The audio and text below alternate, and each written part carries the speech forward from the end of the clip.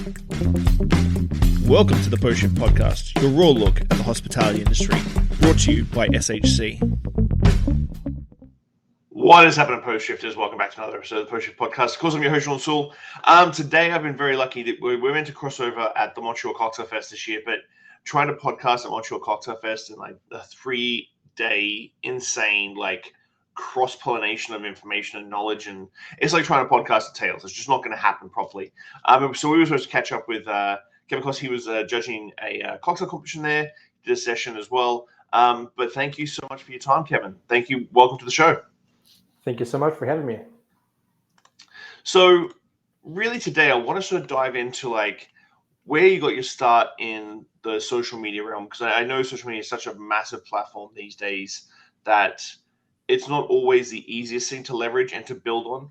So let's get your origin story. How'd you get into the hospitality business to start with? So yeah, I started in hospitality when I was 16. So it was 19 years ago, actually. I started in one pizza place as a waiter, helping with the dishes, helping serving food, and so on.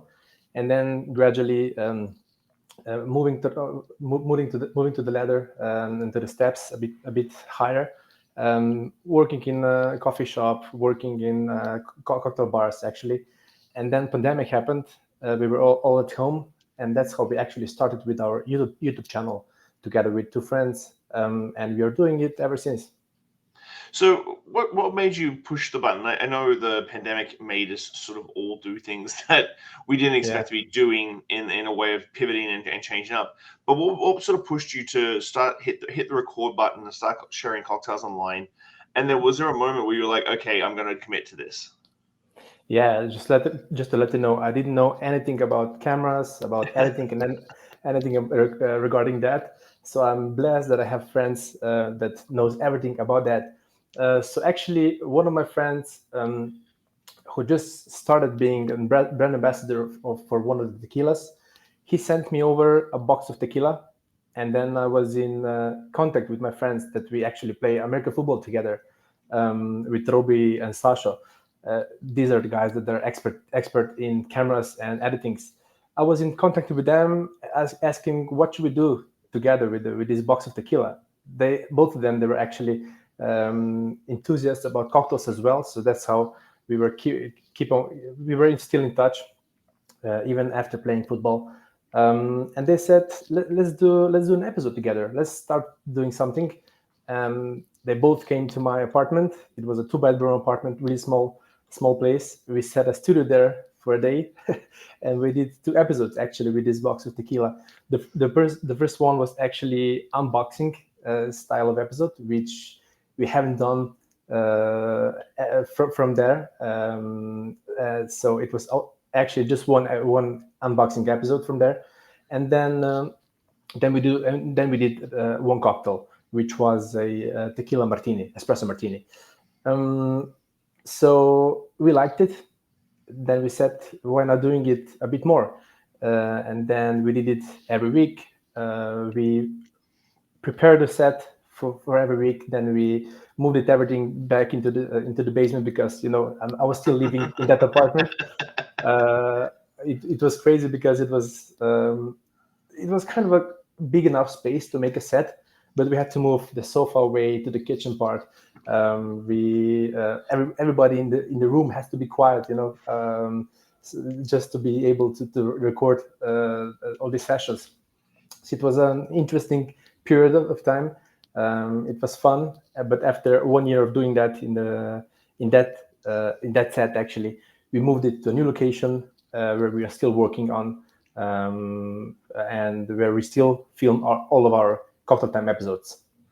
Nice. In the early days, did you have to figure out how what your voice was going to be, and just visuals and everything? As you said, setting up in the living room is not always the most ideal. Oh, this is a sexy back bar sort of set.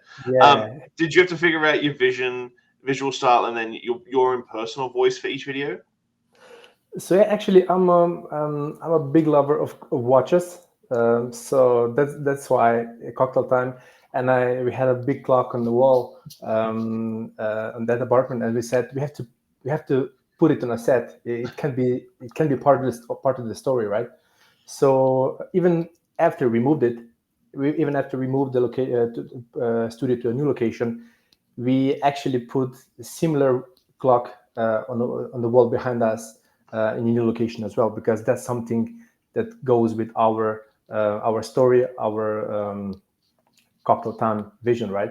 So yeah, we started just with actually with stuff that we had, and then we build it and build it on top of that actually. So once things started to grow, what shifted for you creativity wise? Like, did you set out like, or was this more of a pandemic thing, where it's just like, I'm just going to spend some time doing something, like instead of just sitting around moving? Um, what was it, the shift creatively, where you're like, okay, well, I can keep doing this regularly. This is something that I can keep pushing on and building on, to sort of put pressure on you to perform and fuel more experimentation. Well, even before the pandemic, I was a head bartender in a bar, so I was educating my staff. Um, I'm really a guy that loves to share knowledge, loves to educate others, and of course, channel helped me educating others as well, but having a bigger audience. So I just shifted from educating it live into educating it on the channel actually, and I'm still doing what I love to do, which is sharing knowledge. I'm not a bartender by profession, but I'm a bartender by heart. So that's why I love keep on doing this job. And when I have a big audience, it's even better, because then we can share our knowledge from it from other, which is even better. So yeah, I have to say that I'm blessed that I have this job. Did you was there a period of time there where you're sort of just plugging along? Because I feel like a lot of people get through that, where they're plugging along and they're putting out content every day, every week, every couple of days, that sort of thing, Yeah, and we they're not getting anything back, and they're not sort of getting anything in return in the way of viewership and stuff. Was there a period there that you sort of had, or do you sort of like click and everything sort of like lit a fuse, just good timing and serendipity? Yeah, well, in the beginning, of course, there wasn't thousands of views per episode. It was just a couple of them. Also, from the start, we were kind of figuring out what our content is going to be. Right in the beginning, we were like just showing cocktails without actually teaching how every part of the ingredient is made. Right, and then we said, okay, we have to go more in depth about how cocktail is made, how each of the ingredient is made, and that's how we made all of the episodes longer. Content started to become more educational than it was before. And then views started to grow as well, because then we figured out, okay, we are becoming an educational content, educational social media. So we have to show everything into a T. So in the beginning, we didn't know what we have to do in order to succeed in this channel, in this platform. As you know, YouTube is quite hard, quite a challenging platform, let's say. But we figured out in the process. So I think that's the way to do it, because you just have to start, and then you'll kind of figure out through the process what to do, what is your audience, what your audience wants from you as well. So nobody's gonna know everything from the start. So you learn from trial and errors, just like we did actually. When did you sort of decide, like, this has got enough momentum now that I can make the leap from working in a bar at night, doing content creation and marketing and strategy and everything during the day? When was that point where you were like, okay, well, I can make this move now? Yes, actually, it was a Super Juice episode. It was an episode that it's still the most famous one on our channel. Then we realized, okay, that we are gaining quite a lot of views. We were monetizing. We were monetized with the YouTube even before, but money wasn't that high, so we all three of us could live out of it. And then after this episode, actually, of course, it didn't just change, switched to from one episode, but it started to grow even more and more and more. So every other episode gained more views. And then realized, okay, brands reached out to us. They want to work with us as well. Now we have plenty of partners that we work with on a yearly basis, actually, which helps us monetize and be able to work full time, cocktail time, actually. But yeah, to be honest, actually, I shifted full time to cocktail time last year. So that was 4 year working on cocktail time channel. So 4 years I was working full time on my regular job, being a head bartender, and then a cocktail time channel as well, which also demands a lot of time, a lot of hours work just for the episode to be posted. So, for example, one episode demands approximately 40 to 50 hours in total to be released on the channel. Yeah, in total, not just by me, but through the whole team. Let's say, yeah. So that's a lot of work. This is almost like a full-time job, right? So yeah, last year on February, I decided that the channel is generating enough money for me and my family and all three of us to be able to survive and to live out of the channel. Of course, not from monetizing it through the YouTube, but also partnerships, Patreon, and so on, multiple incomes. So then we realized, okay, then we can move more. Then we can push more effort into the channel and work only on that without doing everything rest. Yeah, did you find that you had to sort of change your mindset? Because I feel a lot of people in the hospitality industry have a mindset like when we do these projects, they're very passion driven, very like, this is what I want to put out myself and then sort of give to the industry and give to people who want to follow the industry. Is there a mindset change for you when it came to actually like making this a business where it's like, okay, like I need to make X amount of dollars for our company to actually exist and keep doing what we love? Was there a mindset twitch that you had to sort of like click into and really focus on to make that work? Yeah, in terms of income, with doing the social media, the income is not steady every month, right? There's a lot of ups and downs. So when you have to also be a businessman doing this, right? You have to understand the money and influence of money regarding that as well. And when you're understanding this, when you can calculate how much actually how much money you need in a yearly base for the business to be able to survive, and for you as well to be able to work, and then that's how actually I figured out, okay, that's enough of income that I can only work on that. And yeah, that's how I shifted then, like, basically. And I was lucky enough also that I worked with them in a previous job when I was head bartender. I had my boss who was really into finance and all of that stuff, and he taught me a lot of things with that.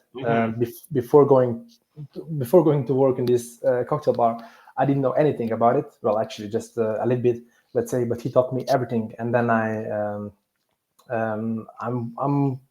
seeing all this stuff business wise as well, which helps me going full-time stuff like that. Nice. So when it comes to your R&D episodes, like, are you just absorbing so much content, like just watching reel after reel after reel, like looking for new techniques that are coming out, and then either like tweaking them, dialing them in, and then sort of like showing them in your style to your market? How do you find that sort of like baseline for R&D for the next thing? Like, talk about Super Juice. Super Juice obviously blew up, and you can just that's an endless rabbit hole. Like, we're talking in the green room, like we do kumquat Super Juice because we can make 20 liters of Super Juice out of 2 punnets of kumquats.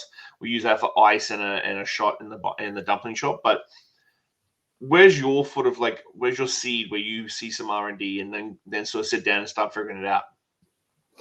Yeah, of course, I'm learning from others as well. So I'm consuming other content too. I am attending a lot of master classes during bar shows, which helps me being on the loop with all the techniques and everything, so I can then show on my channel as well. Sometimes bartenders are reaching out to me with some new technique, new idea, if I'm able to show it on the channel too, right? So it depends. Actually, it's like, just like I said in the beginning, the business is great. This business is great and it's beautiful because we are sharing knowledge from each other, and that's how knowledge actually grows. We're sharing it. So as much as I'm teaching others, I'm learning from others as well. So yeah, attending master classes from others, bar shows, consuming content from others as well, and that's how I get inspired about the next episode, let's say. So it depends actually. It depends on the on various things, but yeah, that's how I do my R&D. Do you have a team? Do you have a team now, or is it just yourself still? Sort of like, obviously, as you said, your friends are the camera guys editing, like Wonder Wizards. Do they sort of give you feedback on any of your R&D, or do you have a couple of people that you bounce stuff off, or is it just still you, notepad in an office somewhere? Yeah, so actually, all these cocktails, I'm doing it by myself at home. So my wife is helping me with the with trying the drinks and letting me know if they're good or not. So yeah, I'm doing it at home, and then of course the team. We are working on this together for 5 years, so they already developed the taste and developed the skill for trying all these ingredients in cocktails. So they already know a lot of stuff. So yeah, we're actually three of us together from the start. Me, Wow. Robbie Fisher, and Sasha Weber, working ever since. And then three guys also joined us to the team. So actually, we are six of us working on this project, but three of us full time and three of them working remotely on different aspects of cocktail time. But yeah, regarding cocktails, trying them is just three of us that works on the small studio near Maribor in Slovenia that we can get to try all these drinks. So when it does come to content, obviously you've got your team and stuff like that, but when you start traveling, so I know that when you travel to Montreal Cocktail Fest, it's not like you're bringing along a whole bunch of people with you to sort of like film thing, like you judging the cocktail competitions, speaking, stuff like that. How do you, on a personal level, sort of balance out that sustainable long-term nature of like making sure that you're creating content, not just from your really edited up, polished videos, but also like organic sort of posts? Yeah. So when I'm traveling, I'm having my phone and then filming the, let's say, short content, just using my phone. Then I bring it back with me and then put down all the notes and everything that I want to show on Instagram, YouTube Short, and so on. And then we edit this. And I don't have the whole team with me because that would be impossible, right? But yeah, because I'm traveling quite a lot, we have to, and we're still trying to put the content every week, if not every second week on the channel. We are trying to film the content in advance whenever I'm on the road, just to have everything set and ready whenever I'm out. So usually, even if I'm traveling, I'm still working on cocktail time. I'm still having my laptop with me, putting content in the hotel room or wherever I have Wi-Fi or something. So yeah, it's all well connected. We even though I'm traveling a lot, we still want to be consistent with the content. Do you find how do you balance that healthy work-life balance out when you are traveling, bouncing out content as well? And I always say to everybody, and it applies to anything in the hospitality industry, is that consistency builds culture, not creativity. And if you can be as creative as you want, but if you're putting out videos once every one after 3 days, one after 10 days, one after 4 days, and always sporadically, you're never going to build that culture. How do you on a personal level like balance that out, like that content creation, content posting while you're traveling and while you're working? In regard of being sustainable to myself, I am, if I understood the question correctly Yep. about how I sustain myself, is that I'm going to the gym even when I'm traveling. I'm trying to be fit all the time. With our business, there's a lot of alcohol involved, a lot of late shifts, right? Less sleep and so on. So we have to drink a lot of water. We have to sustain our body as well. So this is something I'm doing as well whenever I'm traveling too. and of course at home too. And please remind me, what was the second question? Just how are you sort of organizing your day? How when you're traveling about like content creation, content posting, those sort of things. How do you organize that? Yeah, it depends actually on the travel. Sometimes whenever I'm traveling with some brand partner, it's way different than whenever I'm going to some bar show or something. So this depends on that. So I'm trying to go with the flow, and I'm just trying to find the slots where I can put my work in, and whenever I can um, um, give something for my body as well. So in regards to the gym and so on. So I'm just going with the flow. How do you we're speaking about brands and bar show stuff? How do you align your brand with brands when brands hit you up? How do you pick your brand sponsorship? Because I think that's a big thing that a lot of young bartenders, when they start getting momentum on their channels and stuff, they start getting hit up by brands. A little bit more difficult in Canada. They start getting hit up by brands, and then they sort of jump at anything that gets thrown their way instead of taking a breath and making sure it aligns with their brand. How do you sort of pick and choose the brands you work with to align with your brand more so? So yeah, well, I have yearly partnerships where with some brands where I give them live masterclasses, online content, and so on. And then I have these smaller, let's say, collaborations, just for one or two posts or something.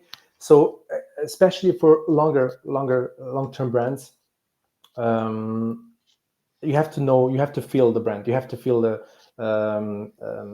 bottle that you're working with actually. Otherwise you cannot stand by the bottle if you're not actually loving it, right? So all the time I'm working with the brands that I really like, that I'm consuming as well by myself, so I'm not being fake behind the camera.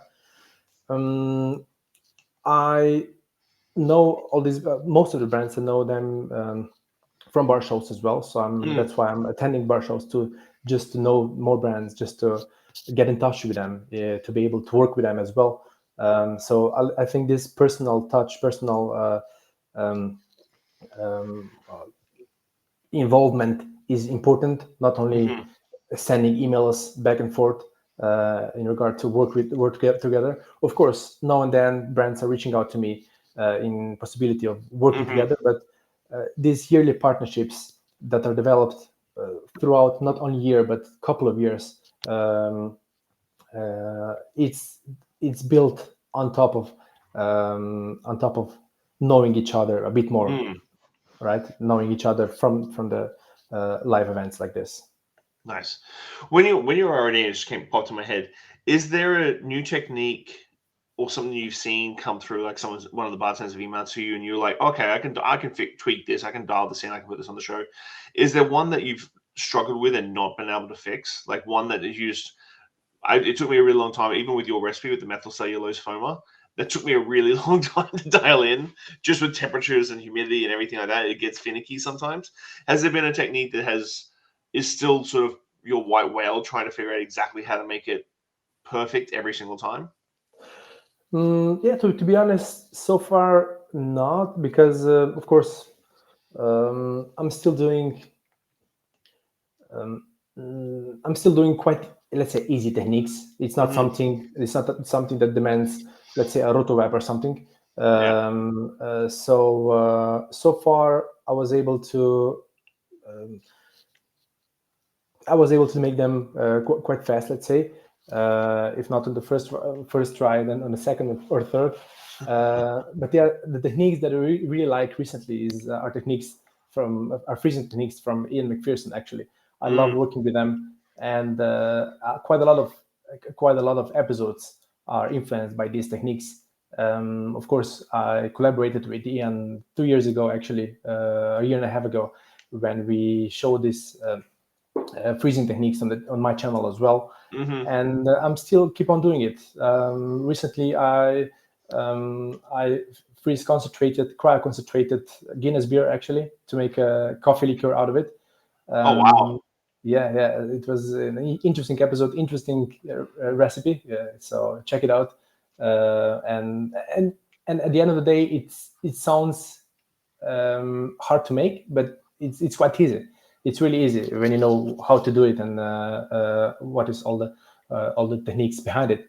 So lately I'm influenced by by Ian the most, let's say, but I'm not using RotoWeb because I don't have it. Yeah. Also, majority of my audience doesn't have it as well. Of course, the best bars in the world have it, that's for sure. But I'm trying to keep it simple, not overcomplicate with all these expensive techniques, because not everybody can afford it.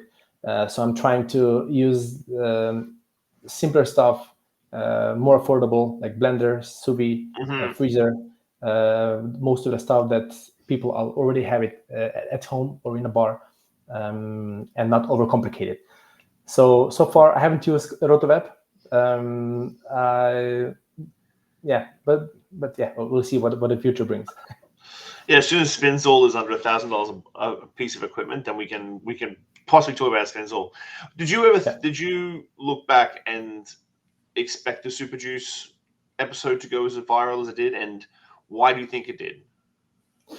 I didn't expect that, to be honest. So and now looking back to see how actually went viral, it makes sense, because it helps people be more consistent with drink, spend less money on citruses, make better drinks, super juice faster, right? You don't have to juice all these citruses by your hand and squeeze them, and actually you can get much more juice out of a couple of citrus. Actually, it's easy, it's efficient. You can use for cocktails, you can use for lemonades, you can use it in kitchen as well. So that's why this episode reached broader audience. It's not only for it's not only for bartenders, but it's also for home enthusiasts, for someone at home making lemonade, or a chef maybe. So that's why I think this episode performed as it did, and it will be quite hard to achieve something similar with any other technique, any other episode. So I'm still looking for the ingredient of the recipe that's gonna perform the same as the super juice. Hopefully I'm gonna get there, but I think the super juice is the one that helps more people in all this stuff that I noticed. Well, actually, I also met a couple of guys when traveling around, and they told me how much the money actually they save using this technique. Oh wow! Yeah, and one guy told me that he saved like 5,000 euros per year using this technique, which is like crazy, right? This is a lot of money per bar, right? Just to save that a lot of money just using one simple technique, and it makes me really happy. Have you had any videos go close to as viral as the Super Juice one that you were like, oh, maybe this is sticking out? Yeah, well, one of them is near 500,000, but none of them is actually as high as Super Juice. Well, actually, I'm just gonna check it out, because that's a good question. I want to know that too. What is the latest analytics about the videos? Let's see that.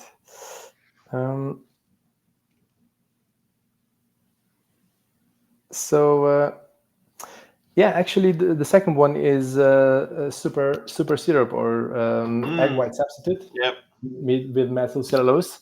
Then the third one is actually limoncello, homemade one. Oh. Quite interesting one. I was tagged with a lot of different recipes about limoncello on all social media, so people are actually consuming this content and then making it at home or in a bar. So that's also good to hear. And I did not only with the limoncello, but also with orange, lime, and kumquat at the end too. So since you already have kumquat, why not make it kumquatcello, right? So yeah, that one performed as well. But seeing everything regarding citrus performs well, so I have to stick with that. That's fantastic. Is your plan to keep building out you're not just only your personal brand, but your whole company to, as you said, you're doing videos and content for other brands and stuff like that. But like building like a content agency for people to hire you, is that something to be asked upon of you? So far, I haven't think of that. We still have a lot of projects that we want to finish on Cocktail Time. So so far, I haven't think of agency actually. That's a good idea, but yeah, maybe in future. but for now, we are gonna build a lot of stuff on Kevin Cost's website. On kevincos.com, there is a lot of calculators that helps bartenders doing batching cocktails, homemade liqueurs, super juices, syrups, and so on. So everything is up there. We're trying to build this website a bit more. There are gonna be courses as well on the website, hopefully in the near future, and a lot of exciting projects as well. So we are gonna build on the website as well. That this is our goal. Nice. So for the next 6 months, like we've just passed the middle of the year, but what's your plan for the next 6 months till the end of 2025? So actually, for the end of 2025, we already know that we're gonna do the partnership up until with the brands that we are still working on this for this year. So nothing big up until the end of this year. Maybe couple of additions for the website, but from the beginning of 2026, we are planning to do more on that. Most of it, yeah, the courses, building new educational sites, ebooks, actually all the tools that bartenders, and not only bartenders but also home enthusiasts needs to learn to have all the tools to make better drinks. And actually, that's it. Wonderful. So for going back to your content machine, I've always found like it's kind of like throwing mud against a wall. Sometimes stuff sticks, sometimes it doesn't. This year's been very interesting for me that YouTube and Spotify actually changed over spots where YouTube people listen to my podcast on YouTube more than they watch the video content of like the long form content. And then Spotify, 65% of the people listen to my Spotify channel actually watch the video because I upload the video to Spotify. And so it's kind of like this crazy sort of switch up. Do you sort of sit down when you create a piece of content with your team and go, okay, I think this is going to stick XYZ, and then when it doesn't and it sticks somewhere else, are you surprised still when you put out content? Yeah. And you're like, why did people absorb it that way this time? Yeah, well, I think everything shifted a little bit more when we got this short form content. So all these platforms were like trying to figure out what they're gonna serve to the audience. So of course YouTube wanted to keep up with the short as well, with short form, with adding shorts, right? Reels, Instagram changes into being short form content, social media as well.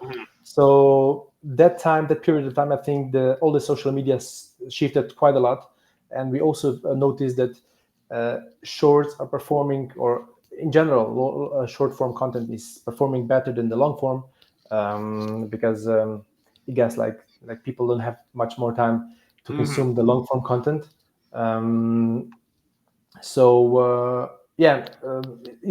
It's quite challenging. You never know which episode is going to perform and which one won't. So we still, even after 5 years, don't have this recipe about which one's going to perform better than the other.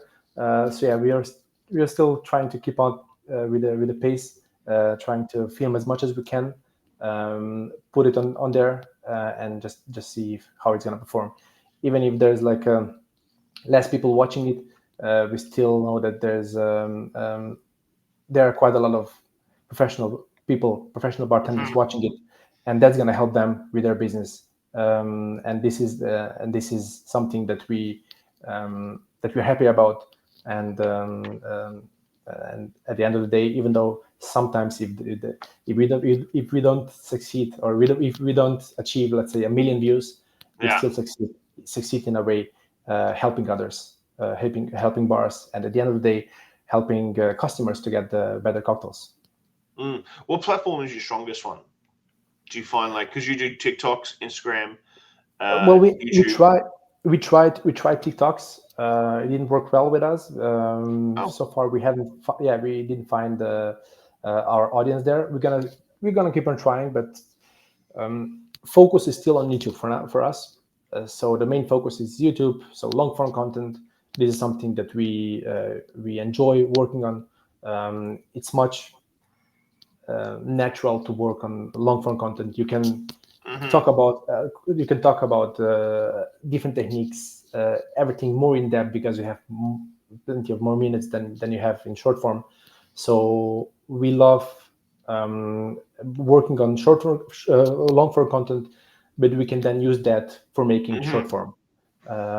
So still focus is on YouTube, the long form. Also focus is also on cinematography, because the guys are really great at, and you can really shine with the cinematography whenever you're doing long form, right? So YouTube is the main focus, and then we are spreading this into YouTube Shorts, YouTube, Instagram Reels, and we're gonna keep on trying with TikToks in futures, but yeah, we'll see for now. Yeah, TikTok has always been interesting for me because of the direction. I always feel like Instagram and Facebook, you're telling your clientele what you want them to know, and then TikTok is reversed. TikTok is your clientele telling you how they perceive your brand. It's a very interesting medium, and I did have early success on TikTok, but it was for videos that I would put up, and I was just like, it was early days, so it was like mine was all classic cocktails in under a minute, because it was the minute long thing. No editing, one shot, one take. If it went over a minute, start again.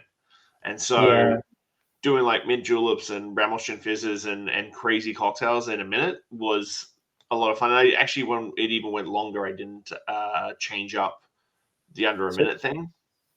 So you had to be fast with doing all these drinks in 1 minute, right? In one take. Yep. So one take, actually, 1 minute, no edits. Most of them were like 3 ingredient cocktails, or no Mai Tais, no I did Singapore things. did a Mai Tai, did a Singapore sling. Oh, So great. yeah. So like my biggest video hit was the lemon drop. Lemon drop got 2 million views. Amazing. But yeah, it is an interesting platform in the direction. It's not just the same as sliding into Instagram and LinkedIn. It is interesting platform. Maybe we didn't succeed because we didn't put much effort into it. We were just reusing, let's say, long form content into making it short form for TikTok. Because when the focus is on YouTube, and then the focus is on website and also on Instagram, there's not much more time left to make to work on the third or fourth social media. So and we all have families at home, we all especially me, I'm traveling too much to be able to focus on one more social media. So far we were just reusing long form content. It didn't work out. We tried it twice. If we're gonna do it one more time, we're gonna focus it on okay, now we're gonna make content just for TikTok, and we're gonna make it in a way that TikTok wants it. Then maybe we will succeed, but for now we don't have much more time to do that. So for now, we are keeping it on the side. That's fair. Before we get into the last section of the podcast, I just want you to reiterate to everybody that it was 4 years of content creation and hard work before anything stuck and really became viral, as per se. And it's something that I think a lot of young bartenders who see outside looking in social media and that automatic gratification that you sort of get, that it is a long slog. It's not something you were an overnight success. Exactly. Yeah. So it's not only with social media; it's with life as well, right? So you're not gonna succeed in one day or in one night. So you have to be consistent. You have to work on the work that you do, and sooner or later you're gonna, let's say, shine in a way. Just don't push it, otherwise it's not gonna be real. So yeah, with us, it was we were still happy because after 4 years being able to go full time, that's still a big success for us. Of course, some people can turn into being full time in less than that, especially with other type of content, let's say. but even though being able to do that in 4 years, we were blessed with that. So whoever's going to start with doing social media, don't think of being a content creator full time in a couple of days, or a couple of weeks, or a couple of months even. So you have to be consistent, work on that, and after years, you're gonna notice the growth of the social media, and then you'll be able to maybe work on that with a bit more energy, and then being able to work on with full time. Awesome. So we're at the stage of the podcast where I give you 5 deep podcast questions. I always love these ones because it really always throws the guest off a little bit. But first question is, what is one lesson or experience that has shaped your perspective the most, and how do you carry that forward in your life? Sorry, can you repeat it? What is one lesson or experience that has shaped your perspective the most, and how do you carry that forward in your life? What is my sorry, I didn't get it. What is the one lesson or experience that has shaped one your lesson perspective? one lesson okay, yeah, sorry. One lesson or experience. Yeah, well, actually that would be it. Don't push it. Be kind to each other, be humble, and then share the knowledge with everybody, and that's it. Don't try to force it, and the succeed is gonna come within. If you could leave one lasting message or piece of wisdom for the world, what would it be and why?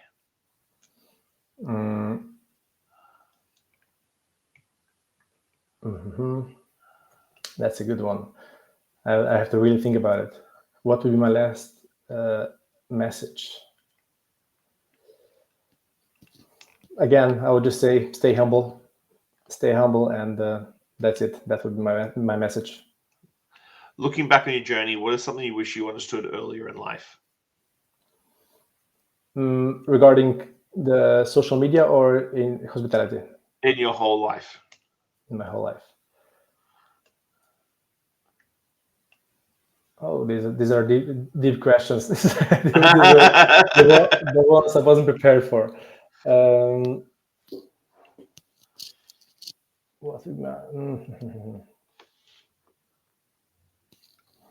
Yeah, I'm not sure about this one, so I would need to really think about it a bit more. What would be what would I actually change it in my life? So far, I don't have an answer to this one. Sorry.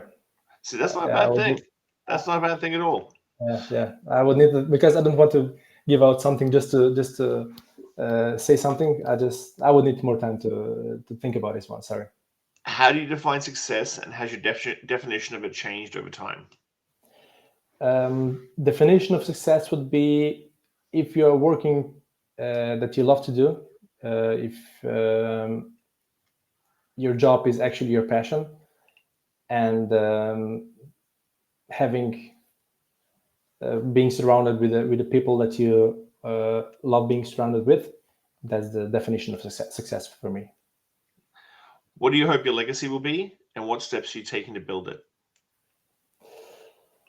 Legacy, first of all, I would love to be remembered as being a good dad, a good parent, and then the second of all, to be someone who